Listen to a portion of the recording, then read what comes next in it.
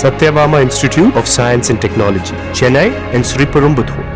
பல ஆண்டுகளுக்கு பிறகு நடந்த உதவி பேராசிரியர் பணிக்கான மாநில தகுதி தேர்வில் பல்வேறு சர்ச்சைகள் வெடித்திருக்கின்றன. என்ன நடந்தது என்பது குறித்த தகவல்களுடன் இணைகிறார் செய்தியாளர் சங்கரன். வணக்கம் சங்கரன். தற்போது நடைபெற்றிருக்கக்கூடிய உதவி பேராசிரியர் பணிக்கான தேர்வில் என்னென்ன சர்ச்சைகள் ஏற்பட்டிருக்கிறது? இந்த சர்ச்சைகளுக்கு ஆசிரியர் தேர்வு வாரியம் தரப்பிலிருந்து ஏதேனும் விளக்கம் அளிக்கப்பட்டிருக்கிறதா? முழு விவரங்கள். கலை அறிவியல் கல்லூரிகளில் உதவி பேராசிரியர் பணியில் சேர வேண்டுமென்றால் மாநில அளவில் மாநில தகுதி தேர்வு, தேசிய அளவில் என்றால் தேசிய தகுதி தேர்வு ஆகியவற்றை எழுதி அதில் வெற்றி பெற வேண்டும் என்பது விதிமுறையாக இருக்கிறது.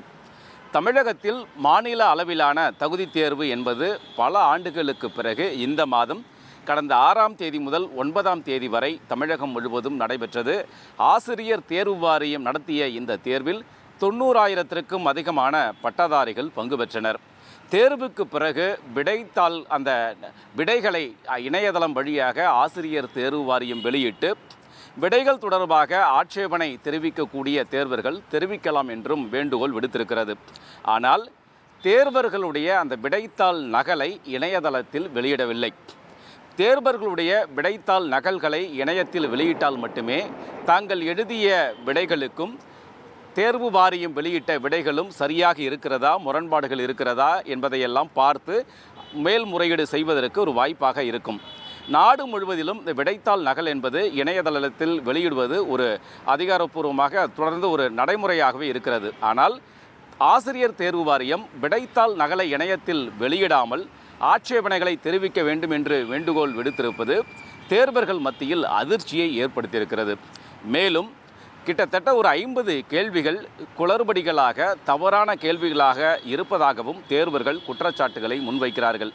இப்படி இந்த மாநில தகுதி தேர்வில் பல்வேறு முரண்பாடுகளும் பல்வேறு சர்ச்சைகளையும் சுற்றி வருவது சமூக வலைதளங்களில் மிகப்பெரிய வைரலாக பரவி வருகிறது. இந்த குற்றச்சாட்டுகளும் தொடர்பாக பல்வேறு கருத்துக்களை ஆசிரியர் தேர்வு வாரியத்தினுடைய கருத்துக்களை பெறுவதற்கு நாம் முயற்சித்த போதும் கூட ஆசிரியர் தேர்வு வாரியம் தரப்பில் எவ்விதமான பதிலும் கிடைக்கவில்லை. எனவே இந்த தேர்வில் என்ன நடந்தது, தற்போதைய நிலை என்ன, விடைத்தாள் நகலை இணையத்தில் வெளியிடாததற்கு என்ன காரணம் என்று பல்வேறு கேள்விகளுக்கான விடைகளை ஆசிரியர் தேர்வு வாரியம் வெளிப்படையாக தெரிவிக்க வேண்டும் என்பது தேர்வர்களுடைய கோரிக்கையாக இருக்கிறது. உங்கள் முழு விவரங்களுக்கு நன்றி சங்கரன்.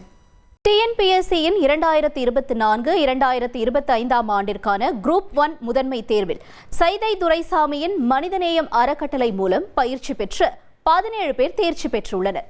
கடந்த ஆண்டு ஜூலை 13இல் குரூப் 1 முதல்நிலை தேர்வின் முடிவு வெளியானது. இதில் மனிதநேயம் அறக்கட்டளையில் பயின்ற 8 மாணவிகள் மற்றும் 9 மாணவர்கள் என 17 பேர் தேர்ச்சி பெற்றுள்ளனர். முதன்மை தேர்வில் தேர்ச்சி பெற்றவர்களுக்கு மாதிரி நேர்முக தேர்வுக்கான பயிற்சி, மாதிரி நேர்முக தேர்வுகள் மற்றும் நடப்பு நிகழ்வுகளின் தொகுப்பு கையேடு இலவசமாக வழங்கப்படும் என்று அறக்கட்டளை சார்பில் தெரிவிக்கப்பட்டுள்ளது.